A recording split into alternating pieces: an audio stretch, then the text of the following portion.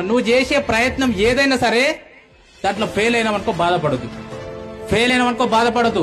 కొంతమంది business start చేస్తారు, ఏం రాదు, అమ్మ మనకు బిజినెస్ స్టార్ట్ కాదు, మనకు సెట్ కాదు అని చెప్పి వదిలేస్తారు. నీవు వెళ్లే మార్గం లోపల ఎన్నిసార్లు ఫెయిల్ అయినా, ఎన్ని బాధలు వచ్చినా, ఎన్ని కష్టాలు వచ్చినా మళ్ళా లేచి నిలబడి పరిగెత్తు. ఇద్దరు బాక్సింగ్ చేసినప్పుడు ఒక ఆయన కొడితే ఒక ఆయన కింద పడిపోతాడు. ఆయన కింద పడితే ఓడిపోయినట్లు కాదు. నీవు కూడా జీవితంలో ఫెయిల్ అయితే ఓడిపోయినట్లు కాదు, లాస్ వస్తే ఓడిపోయినట్లు కాదు, ఆయన కింద పడితే ఓడిపోయినట్లు కాదు. ఎప్పుడు ఓడిపోయినట్టు తెలుసా? ఆయన కింద పడ్డంపడ కోచ్ వచ్చి ఏం చేస్తాడు, 10, 9, 8, 7, 6, 5, 4, 3, 2, 1 అని కౌంట్ చేస్తాడు. అవునా కదా? కింద పడితే ఓడిపోయినట్లు కాదు మిత్రమా. కింద పడ్డ తర్వాత 10 లెక్క పెట్టే లోపల నువ్వు పైకి లేవకపోతే గప్పుడు ఆయన ఓడిపోయినట్లు.